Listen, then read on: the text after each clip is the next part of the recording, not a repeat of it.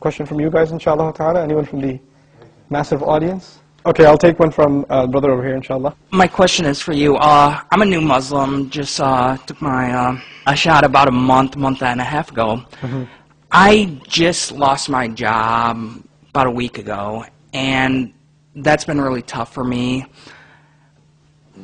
For me, it's kind of pushing me away. What's bringing me back? What's making me come here and, you know, keep my praise to Allah? This is actually a very powerful question, and it takes many shapes and forms. It's not just your specific question. I'll give you a similar question. You have, I used to work at a mosque, at a masjid, and a young man came to the masjid. His mother had just passed away, and he came in and he said, "Why is Allah doing this to me? Why is this happening to me?" Right? It's a similar question. Why is it that even though I am Muslim, I didn't do anything wrong, why are these bad things happening to me?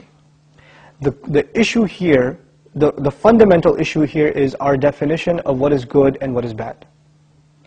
In the previous discussion I mentioned, Allah Azza wa Jal says, it may be that you really like something, but it's harmful for you, and it may be that you really detest something, but it's good for you, right? But this, this reliance on Allah, acknowledging that Allah knows better, what's better for me, than even I know for myself, and that He cares more for me than anyone in the world would care for me. Allah loves His believing slave more than anyone else will love him. This is actually the promise of Allah. يُحْبِبْكُمُ اللَّهِ قُلْ إِن كُنْتُمْ تُحِبُّونَ اللَّهِ فَاتَّبِعُونِي. Tell them, if you love Allah, then follow the messenger. He's saying, follow me, Allah will love you. So when Allah loves, you can't compare that love with anybody else's. There's not any comparison. No mother will love her child like Allah loves His slave. There's no comparison. So first of all, understand Allah is not putting us through anything out of spite or hatred or abandonment or anything like this. And I could tell you a much worse scenario. You have, I mean, there are many, but just to pick a few, you have the Messenger, sallallahu alaihi wasallam. I mean, who will Allah love? Who does Allah love the most on the face of this earth is His Messenger, sallallahu alaihi wasallam. He gets revelation, and he delivers it to the people, and he loves to get revelation. It is the most beautiful experience for him. But then there's a period where he stops getting revelation. There's a gap. There's a gap.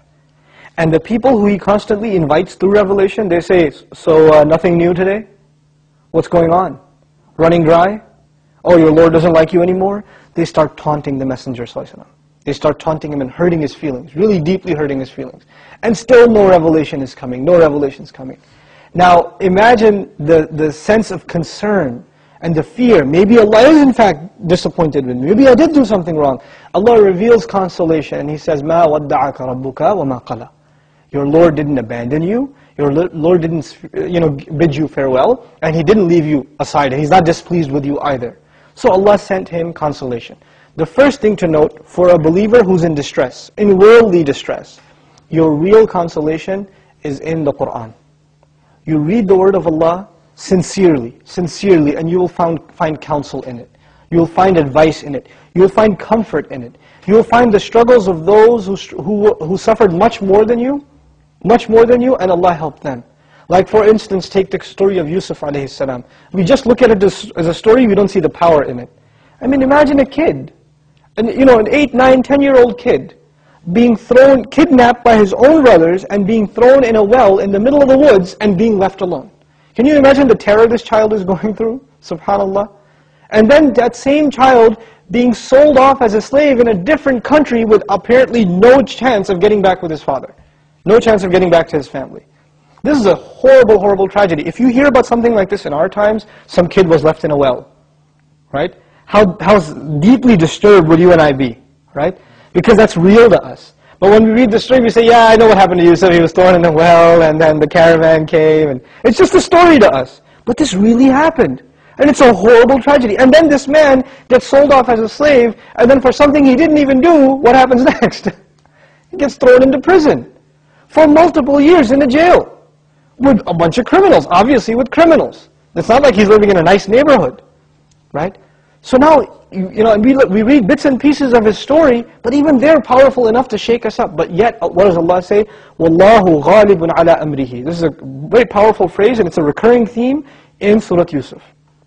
Allah was overlooking and was dominant over his affair. And then to couple that, Allah says, وَاللَّهُ لَطِيفٌ لِمَا يَشَاءُ. إِنَّ اللَّهَ لَطِيفٌ إِنَّ رَبِّي لَطِيفٌ. My Lord is subtle. My Lord is subtle. So there's two things. He's dominant, overpowering, and also subtle. This is impossible for anyone other than Allah. What do I mean by that? Like if you know you have a boss who's overpowering over his employee, he's always hanging over his shoulder, he's always kind of bossing him around, micromanagement we call it, right? You could obviously see the boss's influence constantly over the employee.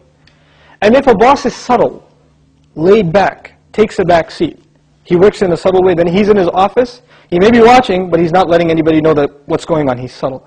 Allah is both at the same time. He's in charge of everything that's happening to Yusuf alayhi salam, and at the same time, because it's invisible, Allah is not in the seen, He's in the unseen, it's at the same time it's subtle. But because it's in the unseen, and by the way, the first entrance into our faith is what? Those who believe in the unseen. الَّذِينَ يُؤْمِنُونَ بِالْغَيْبِ. Because that's in the unseen, the workings of Allah, the plan of Allah, that we feel like Allah has abandoned us. That's what the feeling that one gets when they're in distress. But it is at that very moment when we are in distress that Allah really tests who are the people who believe and who are the people who only believe when times were good.